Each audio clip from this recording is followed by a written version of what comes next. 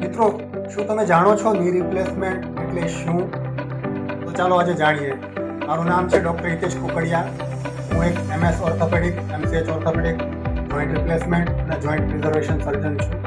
તો ની રિપ્લેસમેન્ટ એટલે કે ઘૂંટણનો સાંધો ઉંમર સાથે ભૂતકાળમાં થયેલા કોઈ પણ અકસ્માતને કારણે ઈજા પામ્યો હોય, એના કારણે કે બીજી કોઈ ઓપરેશન થયેલા હોય એના કારણે જે ઢીંચણના સાંધાની સપાટી હોય એ ઘસાઈ જાય અને એના લીધે જ્યારે દર્દીને ઢીંચણમાં દુખાવો થાય, અવાજ આવવાનો ચાલુ થાય, ચાલવામાં તકલીફ પડે અને ઘણી વખત તમે જોયું હશે કે દર્દી બતકની જેમ ચાલવા મળે, એટલે કે પગ વળી જાય છે.